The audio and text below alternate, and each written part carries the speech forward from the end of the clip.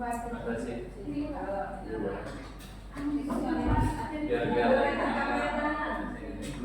Biar cantik. Orang jilbab kan ini.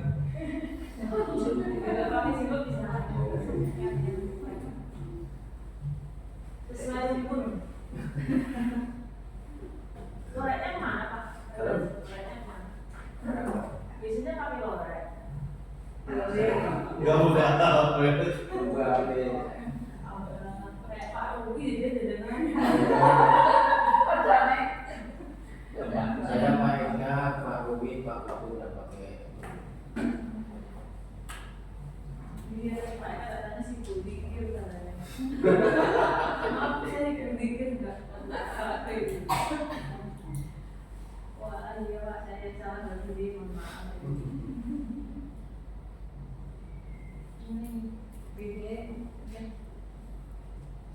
Assalamualaikum warahmatullahi wabarakatuh. Yang terhormat Ibu Kepala SMA Negeri 1 Kutai Ibu Tri Lestari Asmawati SPD. Yang saya hormati Bapak Pawit selaku Waka Kurikulum, Bapak Wali SS selaku Waka Sarpras, dan Bapak Ibu Guru SMA Negeri 1 Kutai beserta karyawan yang saya hormati. Mari kita bersama-sama memanjatkan puji syukur kehadirat Allah Subhanahu wa taala yang telah melimpahkan kenikmatan kepada kita semua sehingga pada pagi hari ini kita bisa melaksanakan kegiatan diseminasi penerapan budaya positif di SMA Negeri 1 Kutai sebagai salah satu aksi nyata saya di pendidikan guru penggerak angkatan ke-11. Lalu bapak salawat dan salam semoga senantiasa terlimpahkan kepada junjungan kita Nabi Agung Muhammad SAW. Mudah-mudahan kita semua menjadi umatnya yang mendapat syafaat di yaumil qiyamah nanti. Amin.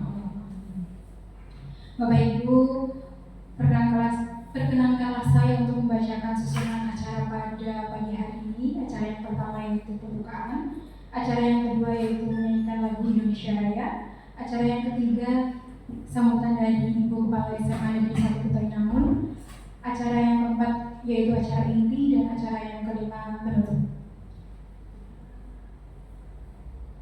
Memasuki acara yang pertama yaitu pembukaan, Bapak Ibu, marilah kita buka acara pada siang hari ini dengan membaca basmalah bersama-sama. Terima kasih, mudah-mudahan dengan bacaan basmalah kegiatan pada siang hari ini bisa berjalan dengan lancar dari awal hingga akhir nanti. Memasuki acara yang kedua yaitu sambutan dari Ibu Kepala SMA Negeri 1 Kutai Namun kepada Ibu Tri Lestari Asmawati, kami persilakan. Bismillahirrahmanirrahim. Assalamualaikum warahmatullahi wabarakatuh. Alhamdulillahirrahmanirrahim. Puji syukur kepada Allah Subhanahu wa taala yang mana telah memberikan kita kesempatan, kenikmatan, kesehatan sehingga pagi yang cerah ini kita memenuhi undangan salah satu CKP dari SMA Negeri 1 Kutai Namun, Pak Nur Sifah Fauzia SPD, yang sedang mempraktikkan tentang diseminasi konsepnya tentang budaya positif. Semoga kegiatan ini nanti bisa disampaikan dan Bapak Ibu bisa mendapatkan ilmu dari apa yang disampaikan Pak Nur Sifah. Berbicara tentang budaya positif ini ada di modul 1.4. Hampir setengah perjalanan ya Mbak, setengah perjalanan guru penggerak mau selesai, maaf baru setengahnya aja. Nah, sebagai kontrol kita di sekolah sudah membangun tentang peraturan sekolah, di mana peraturan sekolah dari poin di tahun ini kita sandingkan lagi dengan restitusi yang tadinya awal poin itu kita hapus, dan kita sandingkan lagi restitusi dengan poin. Semoga nanti ke depan bisa kita kawal bareng bagaimana dampak positif yang akan dipraktikkan untuk peraturan sekolah di kesiswaan kita. Kemudian di guru penggerak sendiri, Mbak Siva juga nanti akan menerapkan budaya positif. Maka materi budaya positif apa yang akan diterapkan Mbak Siva di lingkungan sekolah kita, semoga Bapak Ibu semua bisa menyerap apa yang ingin disampaikan dan diimplementasikan di SMA Negeri 1 Kutai Namun, dan ini bisa menjadi perwujudan dari nilai-nilai keyakinan yang menyeluruh yang bisa diyakini Bapak Ibu semua nanti ke depan agar kita memiliki pembaharuan, memiliki hal baru, memiliki nilai-nilai yang bisa diterapkan secara bersamaan, tidak ada salah persepsi dan tidak ada salah praduga, sehingga nanti budaya positif benar-benar tercipta di SMA Negeri 1 Butulikan. Demikian Mbak Siva, semoga sukses penerapan budaya positif di lingkungan sekolah kita dan aplikasi aksi nyatanya nanti bisa diterapkan di lingkungan sekolah kita yang berdampak pada seluruh warga sekolah, utamanya berpihak pada murid dan Bapak Ibu guru membersamai. Wassalamualaikum warahmatullahi wabarakatuh.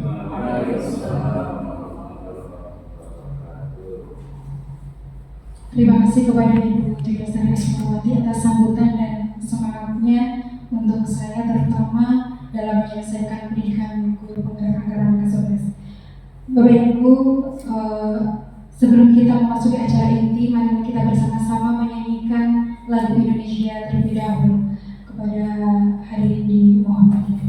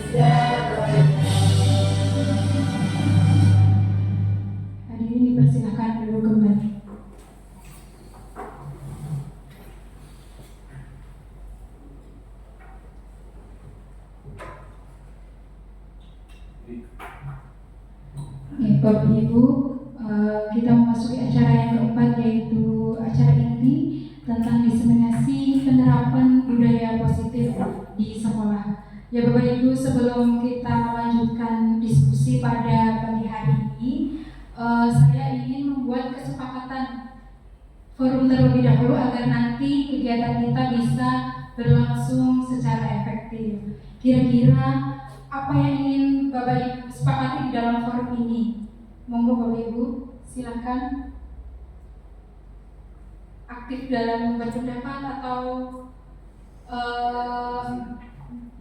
tepat waktu. Gimana Bu? Tidak boleh izin. Oh, tidak boleh izin. Waduh. Bebas berpendapat. Bebas berpendapat, Pak.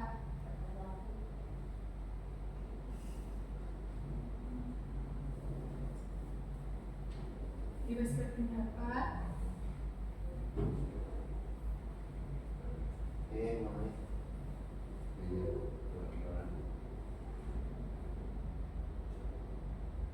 Kelebihan D itu Mbak. Oh, enggak Pak. Pada D itu bebas. Oke. Selanjutnya, tadi apa Ibu? Bunga dulu ya? Tidak boleh izin. Oh, tidak boleh izin. Belum selesai gitu kan maksudnya? Iya, bikinnya belum selesai. Tapi nggak boleh. Dari kelas ini sekarang ini. Selesai tepat waktu. Selesai Pak. Mulai. Waktunya 1 jam Bapak. Bentar. Terus Tapi saya kan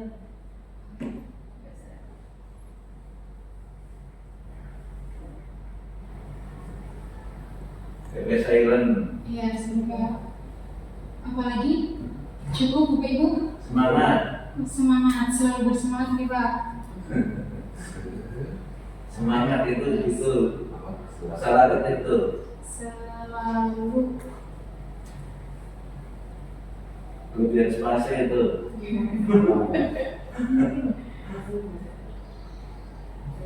Ada lagi? Menyenangkan. Menyenangkan.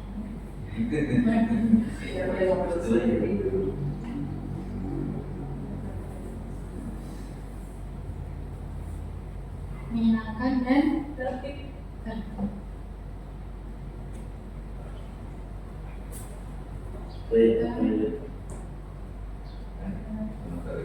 Tertib.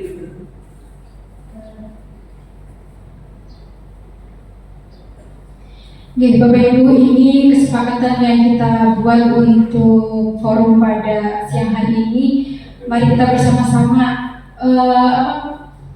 membuat komitmen untuk kesepakatan kita hari ini. Oke. Mudah-mudahan nanti bisa selesai tepat waktu. Bapak Ibu bebas berpendapat dan tidak boleh izin. Sebelum acara selesai, HP disenyapkan, selalu bersemangat, menyenangkan dan tertib. Ya Bapak Ibu, ini nilai-nilai yang sudah kita sepakati, mari kita laksanakan bersama-sama. Insya Allah. Insyaallah. Ya Bapak Ibu, tadi seperti di judul bahwa destinasi pada pagi hari ini adalah tentang penerapan budaya positif. Apa itu budaya positif? Ya, budaya positif merupakan nilai-nilai keyakinan universal yang diterapkan di sekolah. Budaya positif mendorong siswa untuk mampu berpikir, bertindak, dan mencipta sebagai proses memerdekakan dirinya sendiri sehingga murid mampu mandiri dan bertanggung jawab. Ya, mungkin Bapak Ibu di sini bertanya-tanya, keyakinan universal itu apa? Dunia. Dunia. Dia global. Keyakinan yang global seperti itu Bapak? Dia pokoknya internasional. Oh, oke, itu menurut pendapatnya Bapak Evan seperti itu. Keyakinan universal adalah keyakinan yang mendunia. Mari nanti kita lihat bersama-sama apa itu keyakinan universal. Izin foto. Oh gitu. Aku sekali di sini.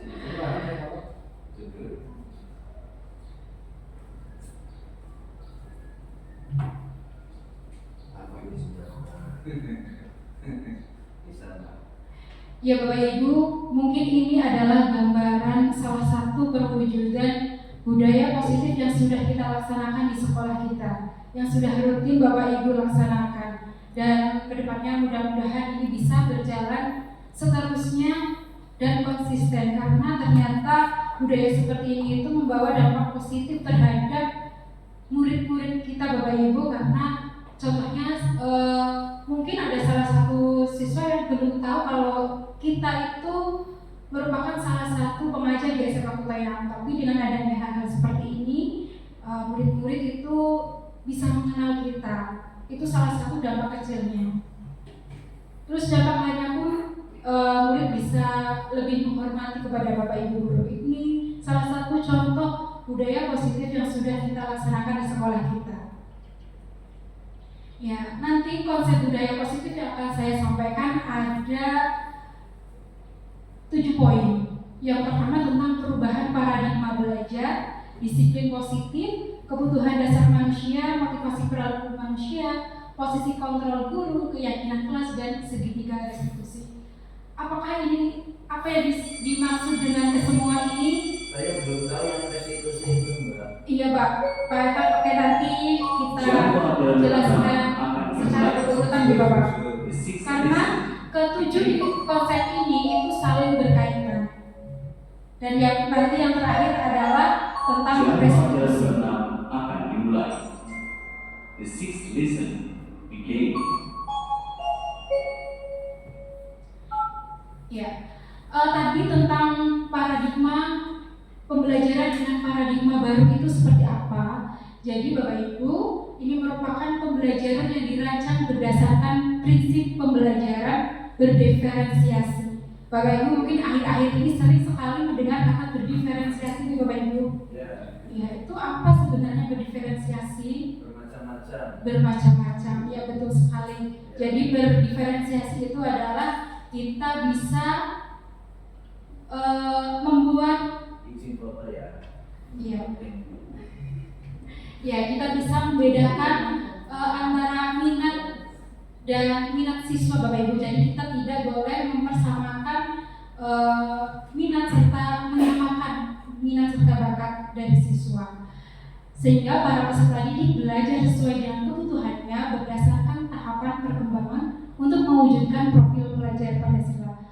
Ya, profil pelajar Pancasila ini memiliki inilah nilai akhir dari apa yang akan kita tuju, yaitu beriman bertakwa kepada Tuhan, berkebinekaan global, bergotong royong, kreatif, bernalar kritis, dan mandiri.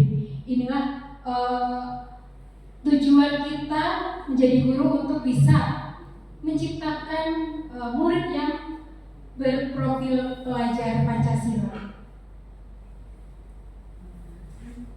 Ya, ini Bapak Ibu tentang disiplin positif. Jadi disiplin positif mencakup sikap atau perilaku maupun tutur kata oleh seluruh warga sekolah, terutama bagi murid agar dapat berkembang menjadi pribadi yang kritis, mandiri, dan bertanggung jawab.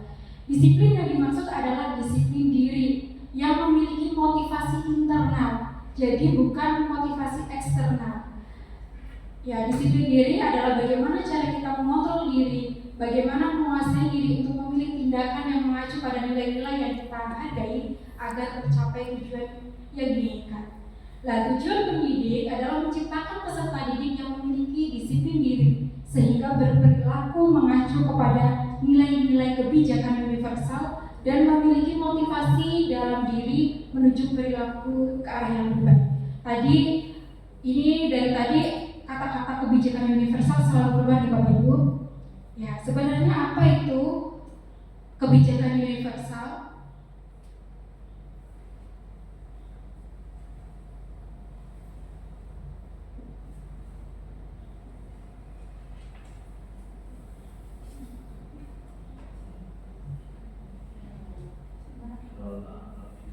Iya.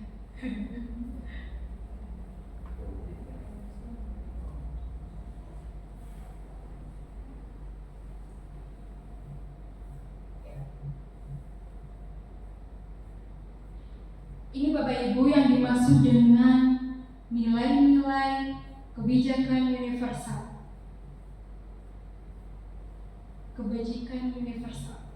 Nah, ini dia nilai-nilai kebajikan universal yang dimaksud dari tadi keluar di dalam pengertian disiplin positif, yaitu ada profil pelajar Pancasila, nilai profil pelajar Pancasila, ada sikap toleransi, rasa hormat, integritas, mandiri, menghargai, antusias, empati, keingin-tahuan, kreativitas, kerjasama, percaya diri, dan komitmen.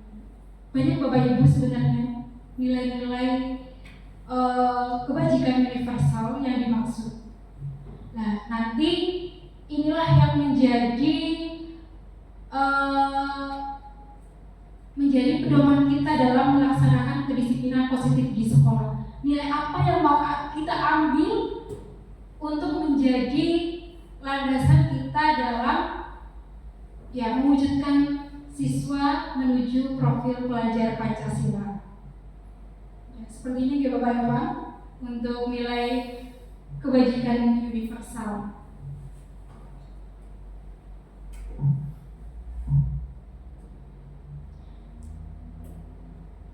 Ya, Bapak Ibu, mengapa murid itu melanggar peraturan? Kira-kira karena apa? Menurut Bapak Ibu? Jenuh. Bosan. Ya.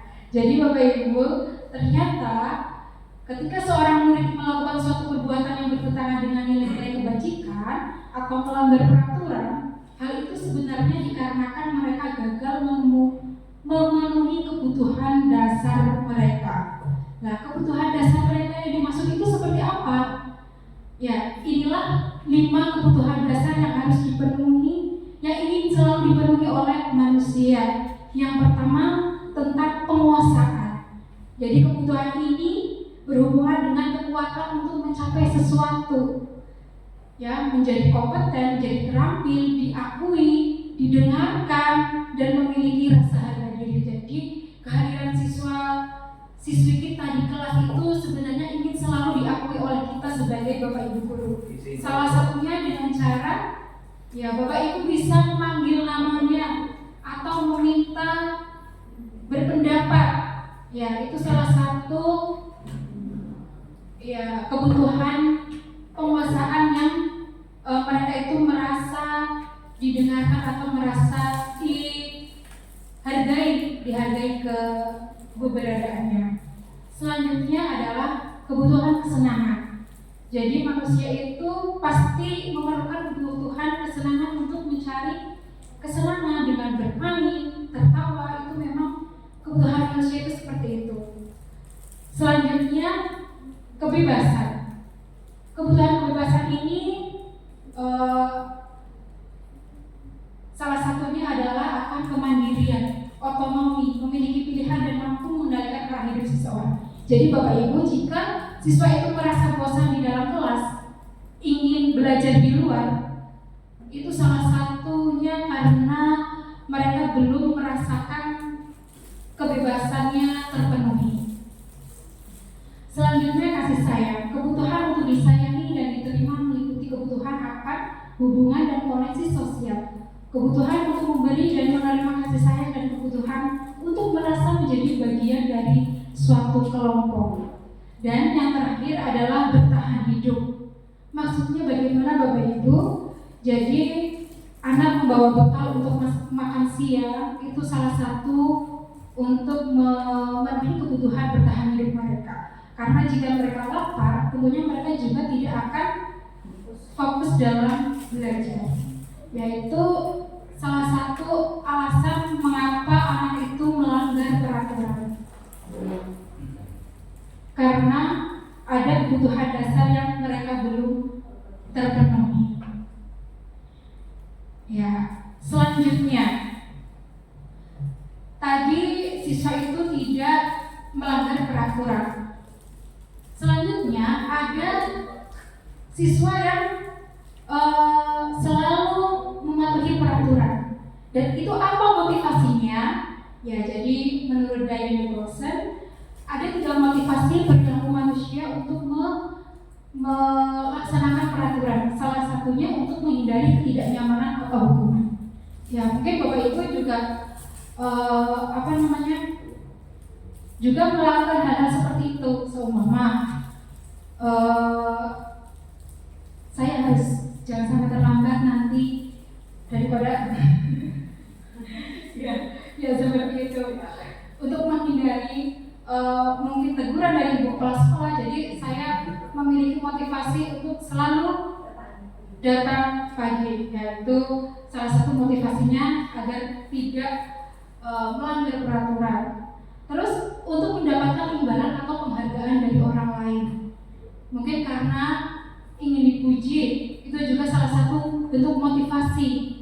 Selanjutnya yang ketiga, untuk menjadi orang yang mereka inginkan dan menghargai diri sendiri dengan nilai-nilai yang mereka percayai. Ya, ini yang kita inginkan dari murid-murid kita Bapak Ibu. Jadi kita menginginkan mereka itu memiliki motivasi internal dari dalam diri mereka sendiri untuk menghargai diri mereka sendiri. Ya, bukan karena motivasi eksternal, karena agar tidak dihukum ataupun untuk mendapat pujian. Jadi inilah tujuan kita, yaitu bisa menciptakan murid yang menghargai dirinya sendiri dengan nilai-nilai yang mereka percayai.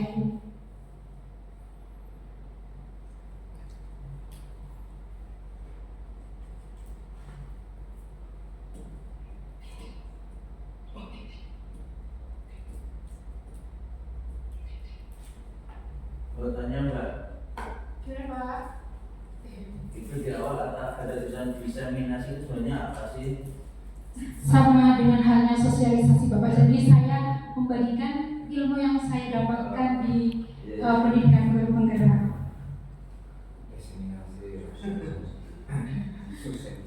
Sosialisasi. Ya Bapak Ibu, selama ini kita sebagai guru, kita itu berada di dalam posisi kontrol sebagai apa jika murid kita melakukan kesalahan. Jadi ternyata ada 5 posisi kontrol guru dalam kesehariannya, yaitu sebagai pembuku atau pembuat rasa bersalah, sebagai teman, pemantau, atau manajer. Kira-kira Bapak Ibu selama ini sudah menjadi sosok yang seperti apa dalam posisi kontrol? Pemantau. Sebagai teman. Manajer. Sudah, Pak Eka sudah sebagai manajer ya? Ya, ini perbedaannya Bapak Ibu yang dimaksud dengan apa itu penghukum, pembuat merasa bersalah, teman, pemantau, manajer.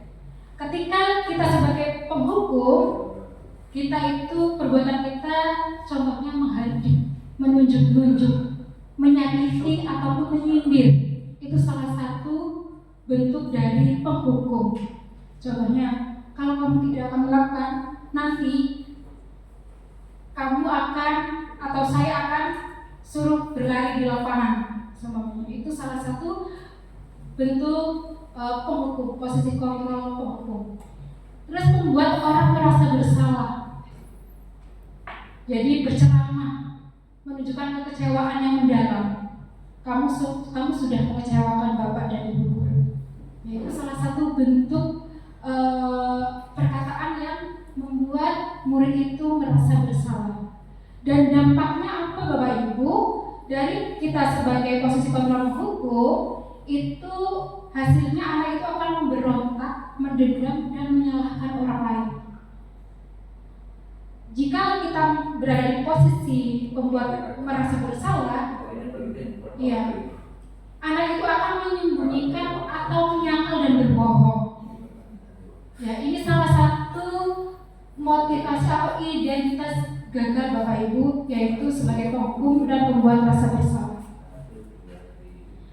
Selanjutnya, perilaku kontrol positif itu dimulai dari kita sebagai teman, pemantau, dan manajer.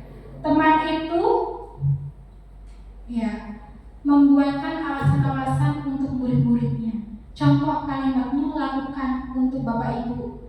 Ya sudah, nanti Bapak Ibu bantu bereskan. Akan tetapi hasilnya dengan kita sebagai teman Bapak Ibu, murid akan ketergantungan kepada kita. Ya, jadi ini juga kita perlu pikirkan kembali. Selanjutnya sebagai pemantau.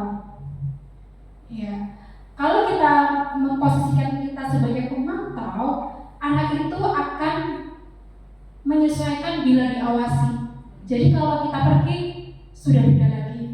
Ya, itu hasilnya dari kita sebagai pemantau. Nah, inilah yang kita harapkan Bapak Ibu, kita bisa menjadi guru yang sebagai seorang manajer, yaitu yang bisa menguatkan watak atau karakter siswa. Mungkin Bapak Ibu di sini masih bertanya-tanya, seperti apa ya yang harus kita lakukan sebagai manajer?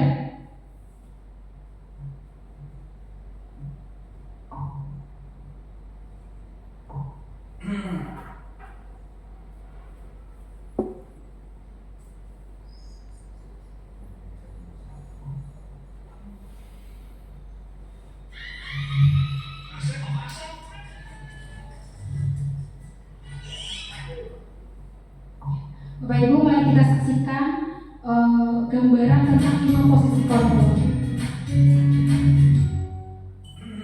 Salam bahagia Ibu dan Bapak guru hebat. Dalam penerapan disiplin positif restitusi, salah satu program yang dikembangkan adalah 5 posisi kontrol. 5 posisi kontrol dalam restitusi adalah proses perjalanan seorang pendidik agar dapat mengenali dirinya. Pada video kali ini, kita akan membahas tentang 5 posisi kontrol yang dikembangkan oleh Diane Gosson dan contoh penerapannya.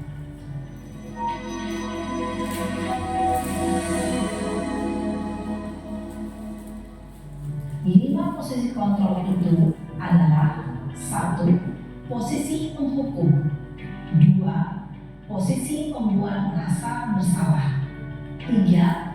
Posisi teman, 4. Posisi pemantau atau monitor, dan 5. Posisi manajer.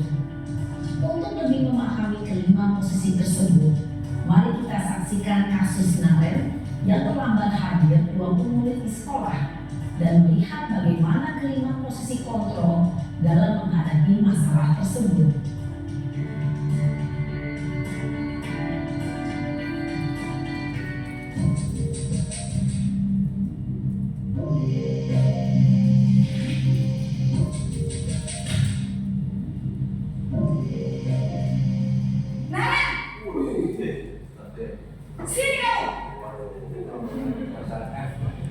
Selamat pagi, Ibu. Selalu terlambat. Kamu deh, pasti terlambat. Maaf, Ibu. Saya Apa? Apa coba? Alasan kamu apa lagi? Kapan sih kamu tidak terlambat? Malas sekali ya kamu jadi anak. saya Dasar pemalas. Gak kapok-kapok sih kamu. Sudah berapa kali terlambat? Sana, kamu keliling lapangan basket 2 kali. kenapa saya harus ke lapangan basket, Bu? Kenapa? Kamu lawan ibu. Berani-beraninya jawab. Sudah terlambat, masih berani jawab enggak? Sekarang, keliling lapangan basket 5 kali sekalian. Biar kapok. Cepat. Pergi sana ke lapangan basket. Posisi penghukum biasanya berbicara dengan nada tinggi, menghakimi, menunjuk-nunjuk, menyakiti, dan menyindir. Hukuman bisa berupa fisik maupun psikis. Ibu dan bapak guru hebat, dampak yang terjadi pada murid ketika guru berada pada posisi penghukum adalah murid cenderung akan memberontak, bahkan menyimpan dendam.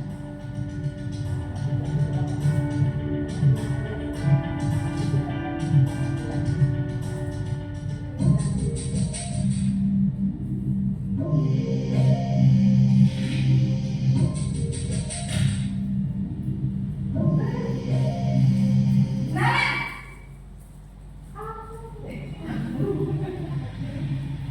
Selamat pagi, Bu. Naren! Kamu kenapa terlambat lagi, nak? Ya Tuhan, Naren. Kamu senang ya bikin ibu susah ya? Kalau kamu terlambat lagi, nanti ibu yang ditegur bapak kepala sekolah, nak. Disangka ibu tidak bisa membina kamu. Duh, gimana ini? Maaf, Bu. Duh, Gusti Naren. Kamu suka ya kalau ibu tegur bapak kepala sekolah? Terus, sekarang ibu harus tulis apa yang di buku absen? Ini kamu sudah sering terlambat loh. Ibu harus apa coba? Maaf, Bu. Maaf sekali, Bu. Ya sudah, lain kali jangan bikin ibu susah lagi ya nak ya. Ibu tidak akan kuat lagi kalau kamu gini terus.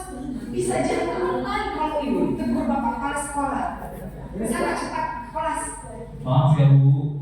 Maaf sekali. Posisi pembuat rasa bersalah berbicara dengan nada tenang, cenderung lembut. Namun kata-kata yang diutarakan membuat murid merasa menjadi orang yang gagal, memandang buruk dirinya sendiri, merasa tidak berharga, dan tidak sanggup membahagiakan orang lain. Ketika guru mengambil posisi pembuat rasa bersalah, murid akan menganggap dirinya yang bersalah dan ia akan menyimpan emosi negatif tersebut di dalam dirinya.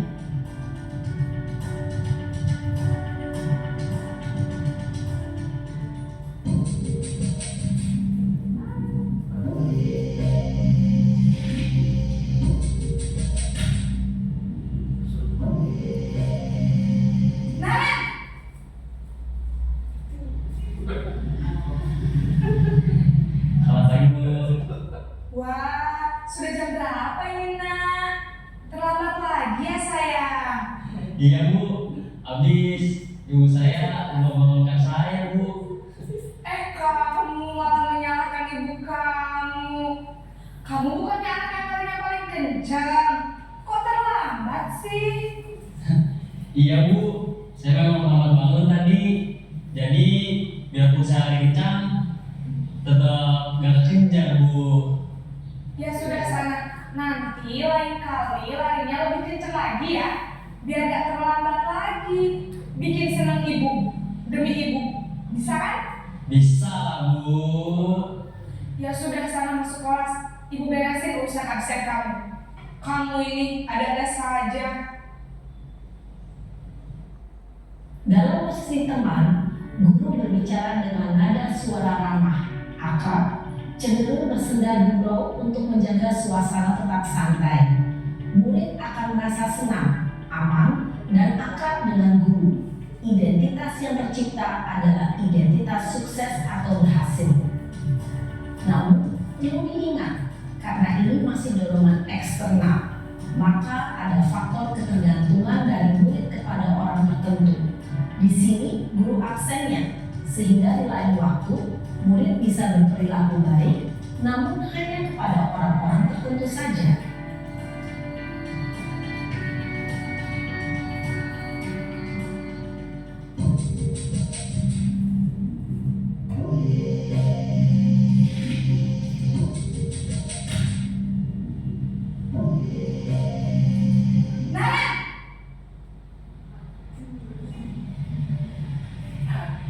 Selamat pagi Bu. Nah Ren, apa peraturan sekolah kita tentang jam berapa kita harus masuk sekolah nak? Kita harus di sekolah jam 7 Bu. Iya betul, sekarang sudah jam 7.20. Naren sudah tahu konsekuensinya jika terlambat hadir. Paham Bu, saya harus tinggal kelas pas jam istirahat selama 20 menit. Iya benar, konsekuensinya demikian. Jadi nanti jam 9.30 pas istirahat, kamu harus tinggal di kelas, kerjakan tugas tambahan untuk ketertinggalan kamu, ya? Baik Bu. Posisi pemantau mengandalkan penghitungan atau data untuk mengontrol murid. Guru mengarahkan murid berdasarkan peraturan dan konsekuensi. Seorang pemantau menunjukkan bahasa tubuh dan ekspresi wajah yang datar dan cenderung formal.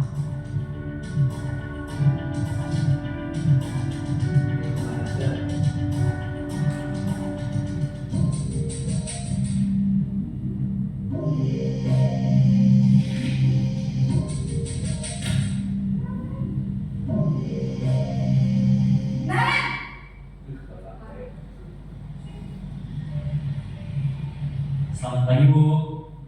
Selamat pagi Naren. Maaf Bu, saya terlambat. Iya, sekolah masuknya jam 7, sekarang sudah jam 7.20. Jadi sekarang bagaimana nih Naren? Maaf Bu, saya lupa setel alarm saya semalam. Baiklah, menurut kamu, keyakinan sekolah yang mana yang perlu kamu tingkatkan? Menghargai diri sendiri dan orang lain mungkin ya Bu. Setuju. Jadi, apakah Naren meyakini prinsip saling menghormati tersebut? Iya Bu, saya meyakininya. Apakah Naren bersedia memperbaiki masalah keterlambatan ini? Bersedia Bu. Bagaimana kamu akan perbaiki masalah keterlambatan ini? Saya akan coba untuk tidak lupa menyetel alarm saya Bu. Baik, kalau kalian untuk menyetel alarm di rumah, ada orang yang kira-kira bisa bantu mengingatkan tidak? Ada Bu, kakak saya, Kak Emma. Ada lagi selain Kak Emma? Selain Kak Emma, ada ibu saya. Baik, jadi yang mengingatkan Naren adalah Kak Emma dan ibu kamu ya? Kira-kira akan mulai setel alarm kapan nih Naren? Setelah pulang sekolah, akan segera saya lakukan. Baik, jadi Naren akan setel alarm untuk bangun besok pagi dan akan diingatkan oleh kakak dan ibu dan Naren ya. Ada lagi yang mungkin perlu dilakukan Naren agar tidak terlambat bangun lagi? Tidak ada Bu. Baik Naren, terima kasih untuk kerjasama kamu. Sekarang kamu perlu kembali ke kelas untuk belajar. Baik Bu, terima kasih. Posisi manajer adalah posisi kontrol yang disarankan untuk membimbing murid memiliki sikap disiplin yang positif, yaitu murid yang mandiri, bertanggung jawab, dan dapat memecahkan masalah. Tujuan dari posisi ini adalah agar murid dapat berefleksi atas tindakannya. Guru akan dengan tulus memberikan pertanyaan-pertanyaan bermakna sehingga membuat murid dapat belajar dari kesalahannya dan mencari sebuah solusi untuk menyelesaikannya. Ibu dan Bapak guru hebat, setelah mengamati adegan kelima posisi kontrol tadi, kira-kira posisi mana yang paling ideal? Posisi mana yang dapat menunjang motivasi intrinsik murid? Ya, tentu posisi manajer. Posisi ini memang posisi ideal yang ingin dituju setiap pendidik. Pada posisi inilah, guru dapat menerapkan disiplin positif yang berpihak pada murid, yang memerdekakan murid. Perjalanan seorang pendidik tentunya tidak mudah untuk sampai pada posisi seorang manajer. Namun, tujuan kita pasti, yaitu menciptakan murid-murid yang mandiri, merdeka, dan bertanggung jawab.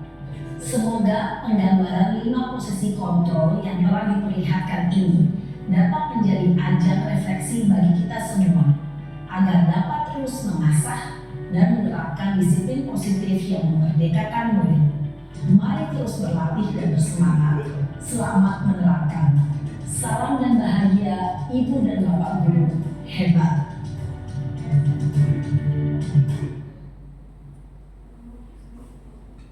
Ya Bapak Ibu, tadi sudah diperlihatkan tentang posisi kontrol sebagai seorang guru. Mohon Bapak Ibu, mari kita yang belum sampai ke manajer, saya juga belum. Mari kita bersama-sama menjadi seseorang yang bisa memperlakukan siswa sebagai seorang manajer. Ya. Baik Bapak Ibu, kita lanjutkan kembali tentang keyakinan kelas. Tadi di dalam posisi manajer, ketika anak berbuat kesalahan ditanya tentang keyakinan kelas ya Bapak Ibu.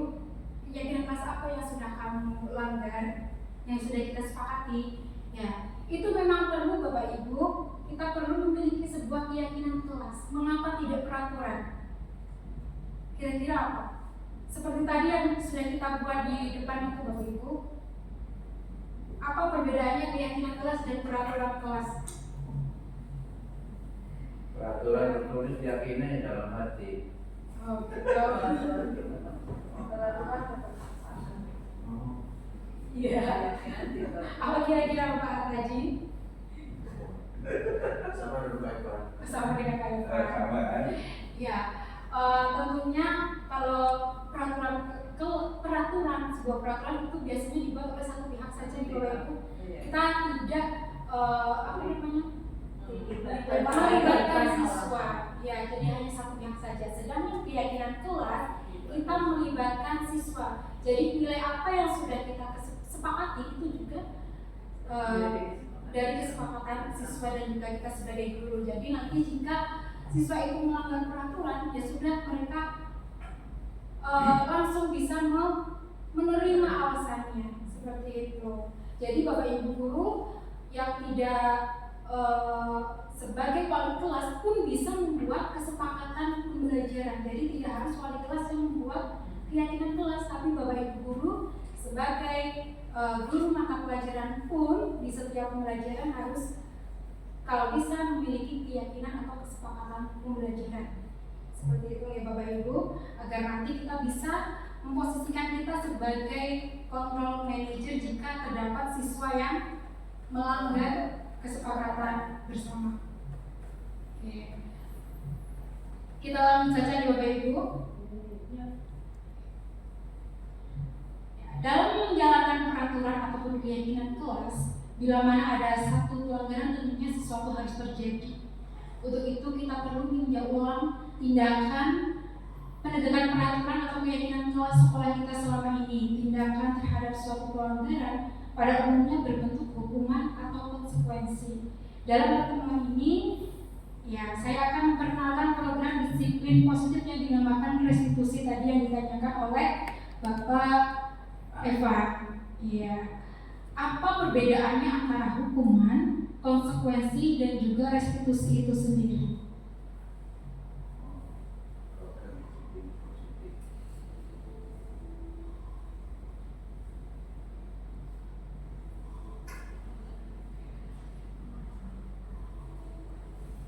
sinyal Ibu. Iya, sinyalnya agak susah.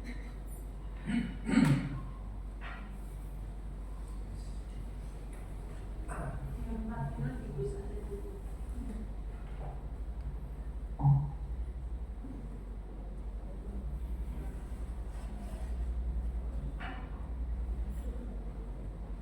Oh ya Bapak Ibu, kita bermain-main terlebih dahulu ya Bapak Ibu.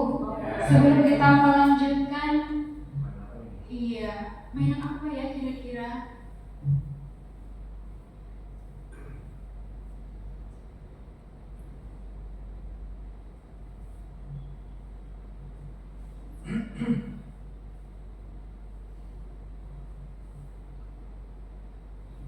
Ya silakan Mbak, minta tolong itu dibagikan Bapak. Kalau itu ya tadi berindah. Iya.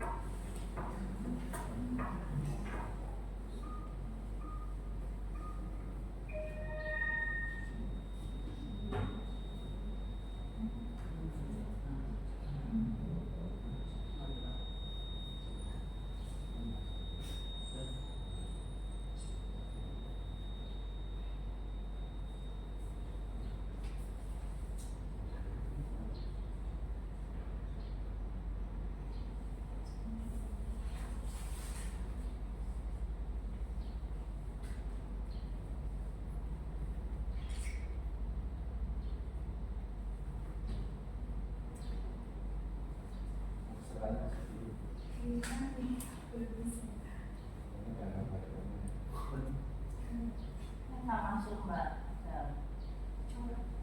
Oh, dia ada mulai.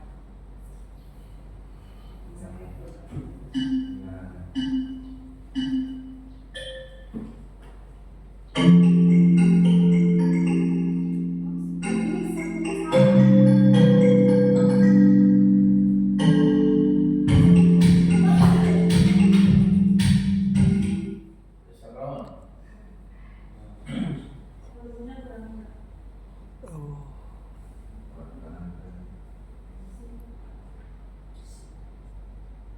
Itu tadi kau cuma nanti di stop dulu.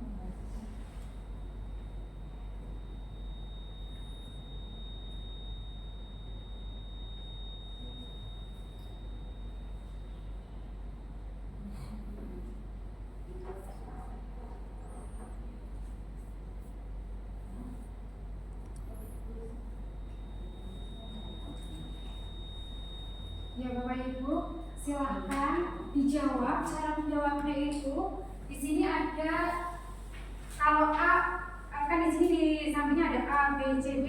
Jika menurut Bapak Ibu jawabannya A, berarti hadapnya ke sini. Jika B, berarti huruf B yang di atas dan C yang di atas. Tapi ini silahkan Bapak Ibu menjawab antara A dan B saja. Ya, jadi dari halaman ini tercatat sama sekali di dalam buku Saya tidak akan terlambat lagi karena terlambat ke sekolah. Ini merupakan hukuman tanpa konsekuensi menurut Bapak Ibu.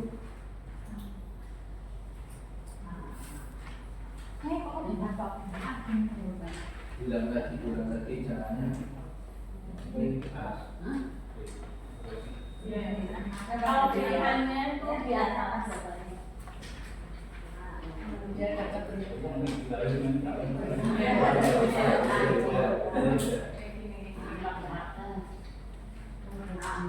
Makanya sana.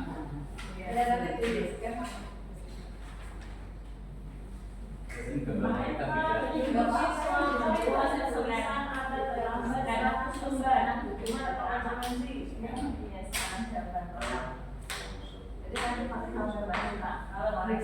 Berarti iya.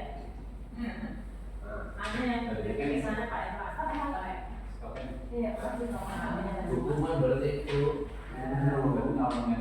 iya, yang ada satu lagi semua iya, Evan, iya, lalu meminta untuk detail alarm. Konsekuensi itu cuma saya yang terus 10 soal, nggak boleh. dan laki-laki yang perempuan ya enggak. Iya. Misalnya baca itu Nggak boleh sekarang dia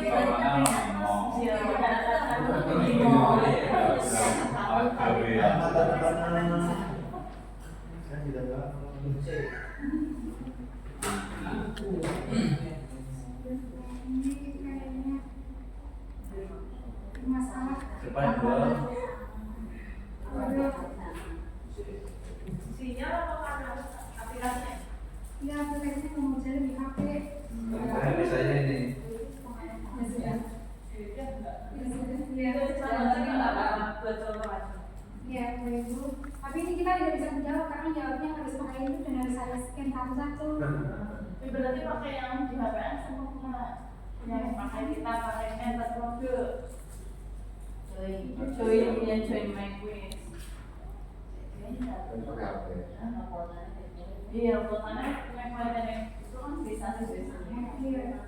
Naik pakai scanning ini mungkin waktunya. Jadi lebih kalau itu enter kode aja. Ya sudah. Terus ada Mohon maaf deh. Nggak usah langsung join mywish.com aja Pak. Di Google bisa, di Google langsung join mywish.com. Ya tapi pakai iya.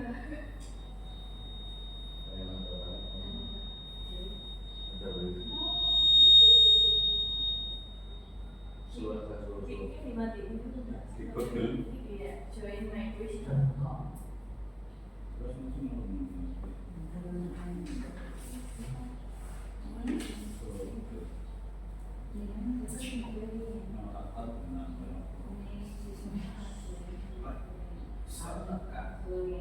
Ini saja Bapak Ibu, kira-kira konsisten karena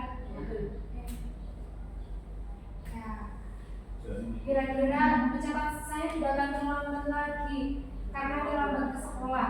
Kira-kira ini merupakan konsekuensi atau hukuman? Hukuman. Hukuman ya. Tapi nggak dibuka. Ini konsekuensi. Ya, ini salah satu bentuk konsekuensinya. Mungkin karena Bapak Ibu sudah membuat keyakinan kelas bersama.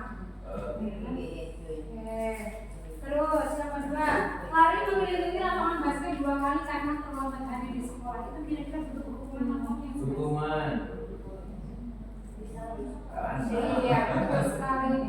Iya, biasanya hukuman itu memang berupa fisik nih Bapak Ibu. Ya. Kenapa pemasangan Jerman itu ada 2? Hukumannya Terus membersihkan coretan yang dibuat di meja tulis.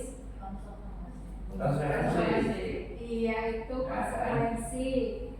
Selanjutnya, murid diminta untuk push up 15 kali karena tidak menggunakan masker ke sekolah.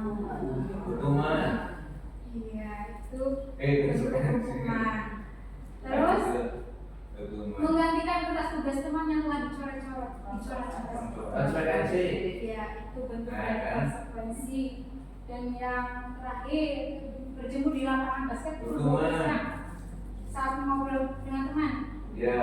Ya, itu merupakan bentuk hukuman. Jadi Bapak Ibu sudah tentunya sudah paham bahwa itu bedanya konsekuensi dengan hukuman.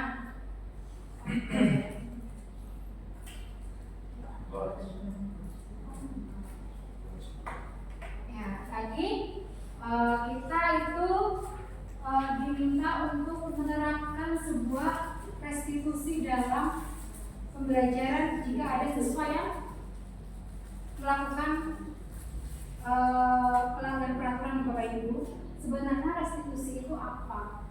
Ya, jadi Dayan Gosen dalam bukunya merancang sebuah tahapan untuk memudahkan para guru, orang tua melakukan proses untuk menyiapkan anaknya melakukan restitusi. Ya, restitusi ini membantu murid menjadi lebih memiliki tujuan, disiplin positif, dan memulihkan dirinya setelah berbuat salah. Atau penekanannya bukanlah pada bagaimana berperilaku untuk menyenangkan orang lain atau menghindari ketidaknyamanan, tapi menjadi orang yang berbagi nilai-nilai kebajikan. Ikhlas. Berita temuan diberitahukan kepada ketua kelas fase E 1-10 dan ketua kelas fase FD 1-10 untuk menuju ke lobi pada saat jam istirahat.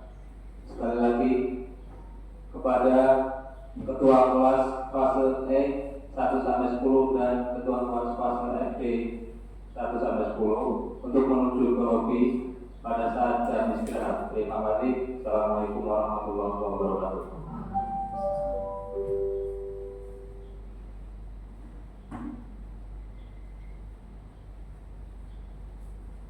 Ya Bapak Ibu, begini kami mengharapan restitusi dalam pembelajaran. Salam dan bahagia Ibu dan Bapak guru hebat.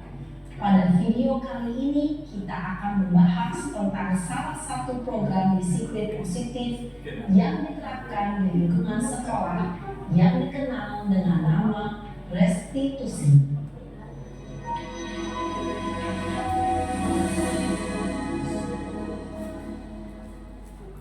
Restitusi dikembangkan oleh pakar pendidikan Dayan Gosen berlandaskan pada teori kontrol Dr. William Glaser. Segitiga restitusi adalah suatu proses dialog yang dijalankan oleh guru atau orang tua agar dapat menghasilkan murid yang mandiri dan bertanggung jawab.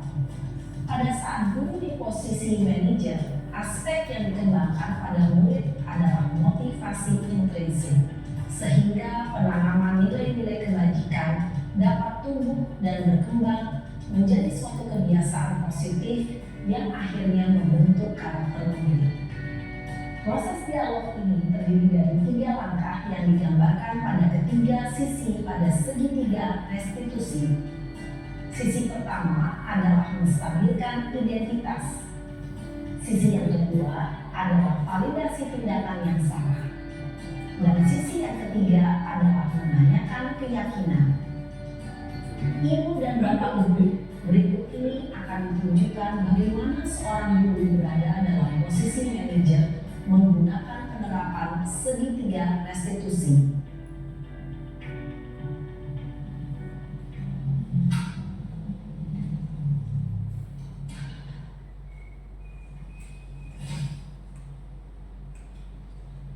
Siang Sarah. Siang Pak. Sudah lama nggak ketemu Sarah? Kenapa hari ini ada di sini?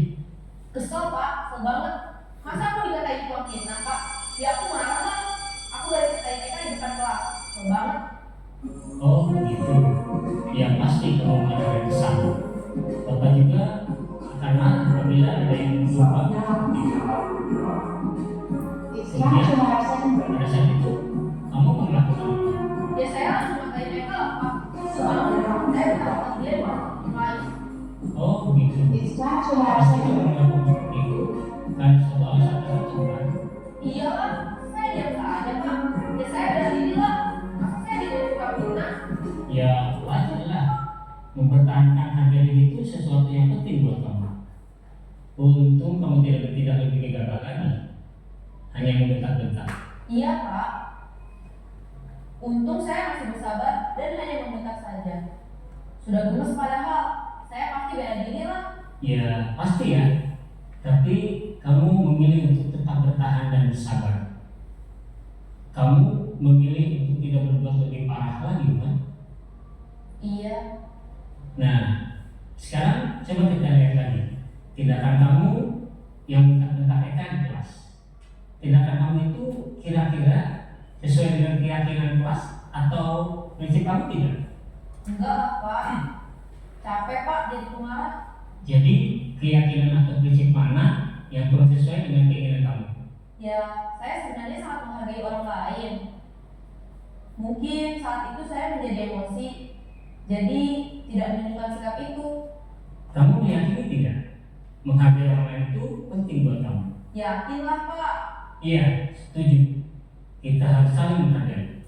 Namun, ada juga keyakinan yang kita sepakati yang perlu kita jalankan apabila kita sedang marah, kan? Ya, saya bisa lebih proaktif, mulai dengan diri sendiri. Saya bisa jadi lebih bersabar, mengambil waktu jeda untuk berpikir mau apa selanjutnya. Kira-kira kamu bersedia memperbaiki masalah ini tidak? Bersedia, Pak.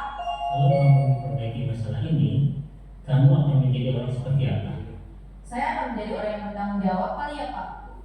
Dan senantiasa proaktif.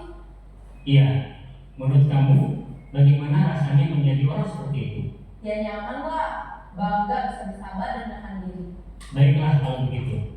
Yuk kita pikirkan bagaimana memperbaiki masalah ini.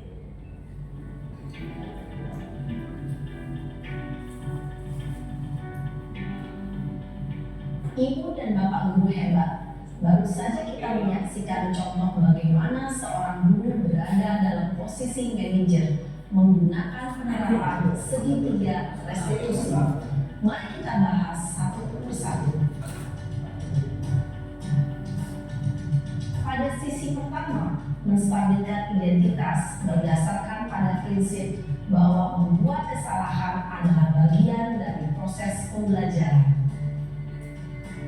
Sisi pertama dari segitiga ini berperan menggeser identitas murid dari identitas gagal ke identitas sukses. Murid yang sedang bertingkah laku yang tidak pantas atau menarik diri saat itu sedang mengalami identitas gagal. Bila kita mengkritiknya, maka posisinya tidak akan berubah. Kita bisa mengajukan pernyataan-pernyataan ini. 1. Membuat kesalahan sesuatu yang wajar. 2. Manusia tidak ada yang sempurna. 3. Kita bisa memperbaiki masalah ini. 4. Saya tidak menanyakan kesalahannya. Saya lebih fokus bagaimana memperbaiki masalah ini. 5. Apakah saat ini kamu tengah menjadi orang yang baik untuk dirimu sendiri? Pada sisi kedua, validasi tindakan yang salah berlandaskan pada prinsip bahwa setiap perilaku berupaya memenuhi suatu kebutuhan tertentu. Guru yang telah memahami teori kontrol akan bergeser dari pemikiran stimulus respon menjadi proaktif dan mencoba untuk mengenali tujuan dari perilaku murid, mengenali dan mengakui kebutuhan murid ini dapat memperbaiki hubungan dengan murid tersebut. Pernyataan atau pertanyaan bisa disampaikan dengan nada suara tidak menghakimi atau memojokkan, sehingga dapat mengembalikan murid pada posisi positif. 1. Kamu bisa saja bertindak lebih gegabah lagi dari ini. 2. Kamu bukan melakukannya tanpa suatu alasan tertentu. 3. Kamu melakukannya karena mempertahankan sesuatu yang penting bagimu. 4. Mungkin kamu bisa mempelajari suatu perilaku baru yang lebih efektif. Bersediakah kamu mempelajarinya?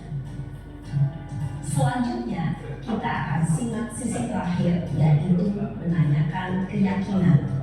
Teori kontrol menyatakan bahwa pada dasarnya kita termotivasi secara intrinsik. Pada saat perilaku yang salah telah divalidasi dan identitas sukses telah stabil, maka murid telah siap mengaitkan keyakinan-keyakinannya dengan tindakannya yang salah dan pemikirannya telah bergeser ingin menjadi orang yang lucu. Pertanyaan-pertanyaan ini dapat mengaitkan keyakinan-keyakinan yang dianut murid. 1. Sebagai keluarga atau kelas, apa yang kita yakini? 2. Nilai-nilai apa yang telah kita sepakati? 3. Seperti apa gambaran sebuah kelas yang ideal bagi kamu? 4. Kamu ingin menjadi orang seperti apa?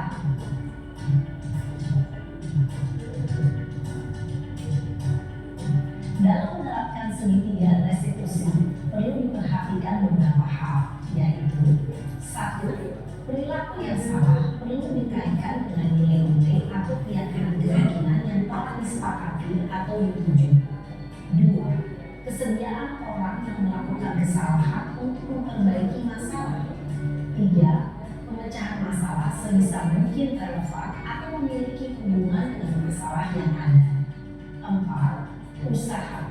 Perlu adanya suatu usaha perbaikan dari pihak yang berbuat kesalahan. 5. Waktu. Perlu didedikasikan waktu dari pihak yang berbuat kesalahan. Tanyakan kapan kamu mulai melakukan usaha untuk memperbaiki masalah. Dengan memahami struktur penerapan segitiga restitusi, diharapkan guru dapat menerapkan posisinya sebagai manajer dengan mengajukan pertanyaan-pertanyaan bermakna yang dapat membuat murid menjadi lebih percaya diri, bertanggung jawab, dan mandiri. Nah, ibu bapak guru perlu tidaknya mengikuti ketiga tahapan dalam segitiga restitusi bergantung pada ringan beratnya suatu permasalahan. Misalnya, bila permasalahan tersebut ringan, maka tidak perlu dijalankan secara berurutan. Bahkan bisa semudah menanyakan apa keyakinan yang kita sepakati. Dengan menjalankan segitiga restitusi dengan mengajukan pertanyaan-pertanyaan yang bermakna, diharapkan murid menjadi lebih kuat secara pribadi, dapat membuka wawasan murid agar dapat menyelesaikan permasalahannya sendiri, semakin percaya diri, mandiri, dan merdeka. Salam dan bahagia, ibu bapak guru hebat. Pertanyaan enggak? Mau tanya? Oke, silakan Pak. Selama ini kami atau saya mengajar ya, tidak pernah begitu perjanjian keyakinan kelas itu gimana itu nantinya sebuah perjanjian gimana caranya seperti itu. Iya, terima kasih Pak Evan. Jadi perjanjian, bukan perjanjian tapi kesepakatan gitu Pak Evan. Kesepakatan atau keyakinan kelas bisa kita buat di awal pembelajaran. Ya, jadi kita sebelum memasuki materi, kita perlu memiliki kesepakatan kelas agar kita bisa menjalankan posisi kita sebagai manajer. Jika ada siswa yang melakukan atau melanggar kesepakatan yang telah kita sepakati bersama. Jadi kita diharapkan bukan membuat peraturan tapi kesepakatan bersama agar adanya kesepakatan, jadi tidak hanya satu pihak saja. Jadi jika anak melakukan kesalahan, ya mereka sudah menerima atas konsekuensinya dan mereka sudah tahu konsekuensinya. Jadi memang Bapak Ibu, baik guru mata pelajaran ataupun wali kelas itu perlu membuat sebuah kesepakatan kelas untuk bisa menerapkan restitusi kepada siswa yang melanggar peraturan. Seperti itu, Pak. Ini sifatnya wajib, anjuran atau bagaimana ini? Ini sifatnya dianjurkan. Gitu ya. Ya, kalau menurut saya ini sangat penting. Ya, sangat penting dan dianjurkan untuk kita buat sebelum memulai pembelajaran. Nah, bagaimana cara kita membuat keyakinan kelas? Nanti Pak Evan bisa ngobrol, kita diskusi Pak Evan. Iya. Bagaimana membuat kesepakatan? Seperti tadi yang pertama ya dari apa bebas berpendapat. Ya, seperti tadi yang sudah kita praktekkan bersama-sama itu salah satu contoh kesepakatan ini di sebuah forum kecil ya Bapak Ibu. Jadi Bapak Evan bisa menerapkan ke dalam pembelajarannya Pak Evan di kelas seperti itu. Ya Bapak Ibu, di sini ada yang perlu kita diskusikan lagi? Oke, monggo Pak Ratno. Masih lanjut pertanyaan rekan tadi. Selama ini kan kita menggunakan peraturan. Jadi arahnya ini kan ada sumbangsi sertifikasi yang namanya kesepakatan. Terus kesepakatan kelas ini tidak menjadi keyakinan kelas. Indikator apa yang bisa kita peroleh keyakinan kelas? Dan kedua, ada kesepakatan kelas. Sekarang tambah lagi ada keyakinan kelas. Ada lagi satu lagi kontrak belajar. Membedakan ketiga ini. Ya, terima kasih Bapak. Untuk indikator kesepakatan kelas di bawah itu menjadi keyakinan kelas. Ya, sebenarnya kesepakatan kelas itu merupakan sebuah keyakinan kelas. Jadi di dalam nilai-nilai kesepakatan kelas seperti semisal dilarang tidak membuang sampah tidak membuang sampah sembarangan. Ya, itu adalah kesepakatan kelas kan Bapak. Nah, nilai keyakinan kelasnya adalah kira-kira apa? Keyakinan itu tadi yang nilai kebijakan universal. Jadi kesepakatan kelas tersebut tidak membuang sampah tersebut itu merupakan aktualisasi dari keyakinan kelas, yaitu nilai kebersihan misalnya. Ya tadi kan ada nilai kebijakan universal, nah itu dituangkan ke dalam perilaku nyatanya. Seumpamanya tadi kebersihan. Jadi nilai yang kita yakini adalah kebersihan. Bukti nyatanya itu adalah dilarang membuang sampah. Jadi antara kesepakatan dan keyakinan itu sebenarnya satu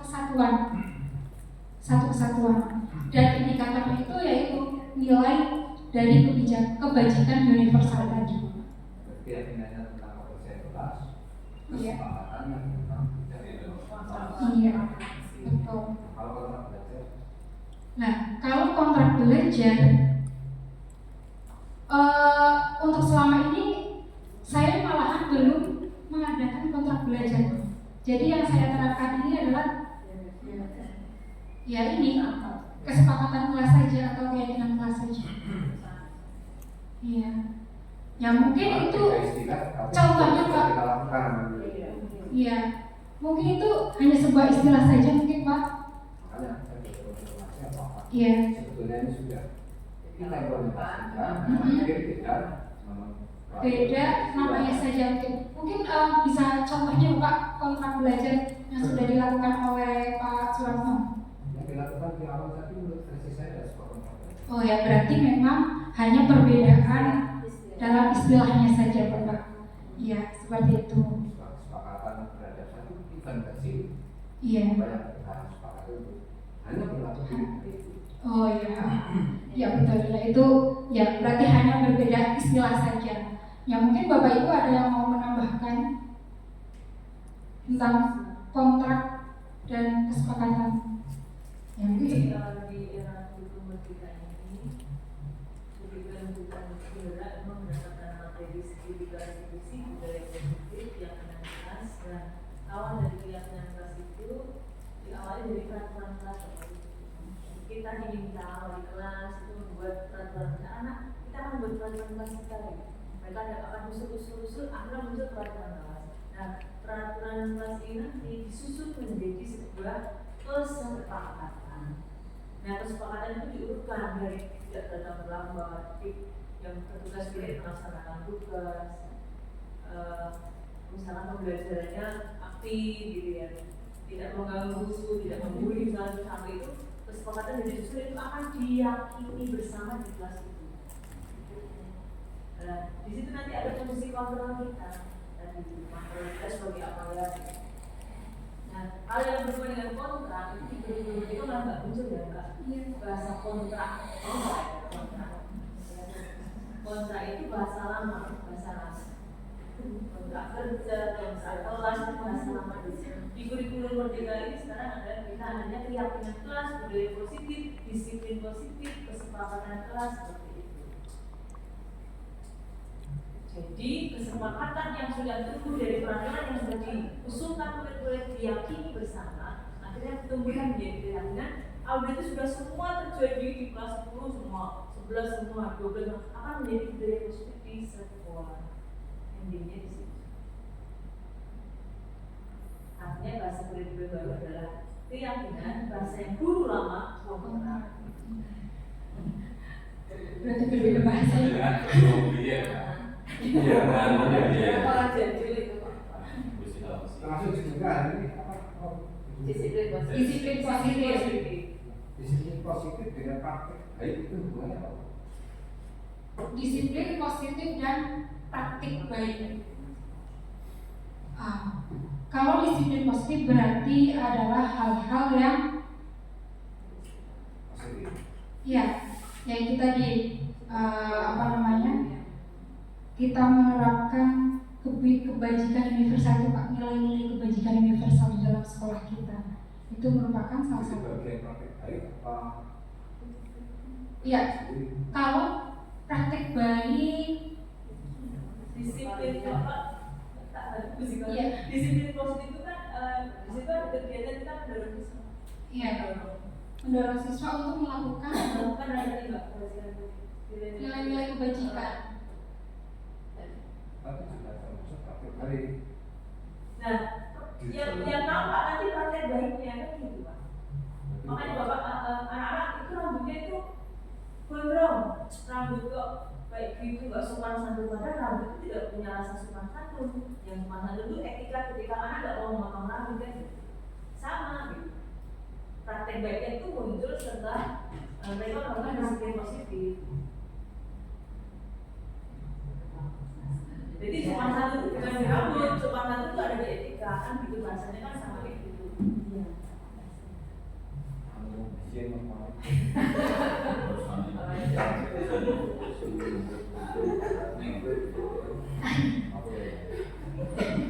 Sudah sampai yang terima kasih.